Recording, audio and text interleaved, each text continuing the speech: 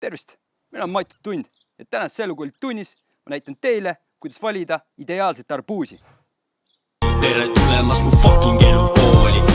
Kindlasti olete poest tähele pannud, et mõni inimene mõõdab silmadega arbuusi, kaalub seda, ähvardab, nuusutab, koputab ja siis mõtlete, miks inimesed ahistavad arbuusi, eks ole. Põhjus on väga lihtne. Et kodus avastada, et su arbuus on mõnus, mahlane ja magus, selleks on omad nipid. Siis keegi ei taha arbuusi, mis maitseb nagu kuivanud vanaema toasuss, eks ole. Ja siin on mõned nipid, mida tuleb poes olles jälgida. Esimene asi on siis värv, eks ole. Värv peab olema ilus, tumeroheline, nagu siin mõni on. See näitab seda, et arbuus on valmis. Ilus, tumeroheline ja mitte siuke hele, nagu see siin näiteks. Ja teiseks siis laik. Ehk siis nagu te olete juba tähele pannud, on arbuusidel sellised laigud siin peal.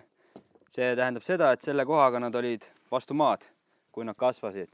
Ja laik peaks olema siuke ilus kollane või kreemias, nagu nendel siin on, ja mitte siuke valge nagu sellel. Sest kui ta on siuke valge, siis see tähendab seda, et see arbuus tahtis veel kasvada enne ärakorjamist ja ta ei ole nii valmis. Nii, ja kolmandaks siis võrgud. Ja ma räägin siin ämblikuvõrkudest. Ämblikuvõrgud näitavad seda, et arbuus on olnud poes liiga kaua. Aga ma räägin sellistest võrkudest, mis siin on. Seda tekitavad mesilased, ehk siis see on mesilaste poolt üle tolmendatud, mis tähendab seda, et see on väga küps ja magus arbuus. Nii, ja neljandaks siis sugu ja kuju. Jah, arbuusidel on sugu, on isased ja emased arbuusid olemas. Ja emased arbuusid on siis sellised väiksed jässakad ja ilusad ümmargused, aga seevastu isased arbuusid on siuksed rohkem piklikuma kujuga.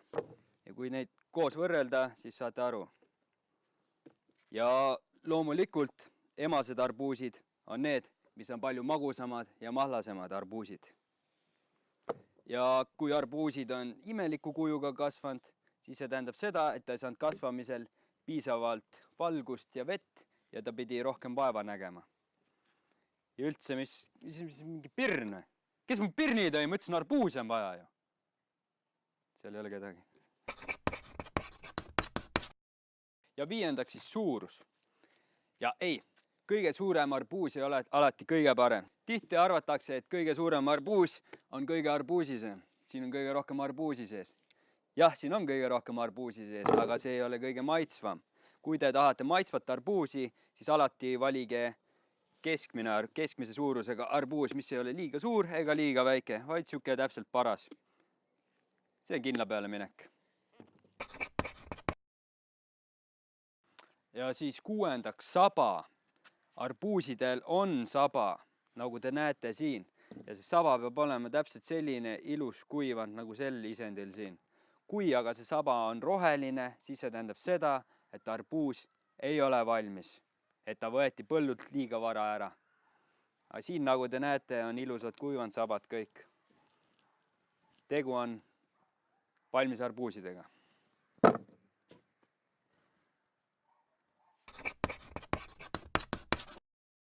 Ja seitsmendaks on siis koputus.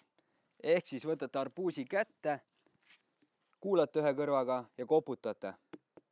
Ja kui kostub siuke kõrge heli, nagu arbuus oleks seest tühi, siis see tähendab seda, et see arbuus on küps ja väga maitsev ja magus seest, eks ole.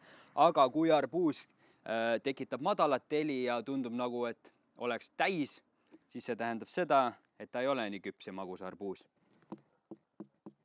Nii et soovitan poes olles kõik arbuusid ilusti läbi koputada.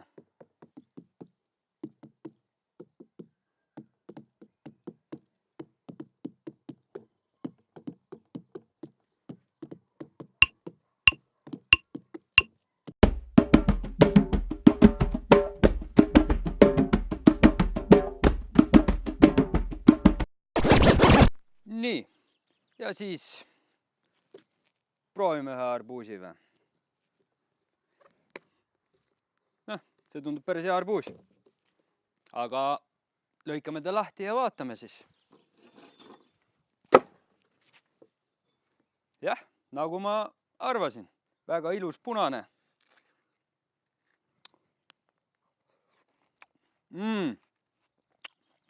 Ülimagus ja mahlane.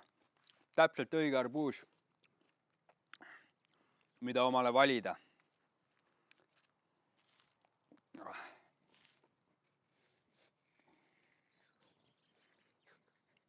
Aga mis seal ikka, sellega võtame siis tunni kokku ja kodused töid ei jää ja nagu alati, head arbuusi valimist.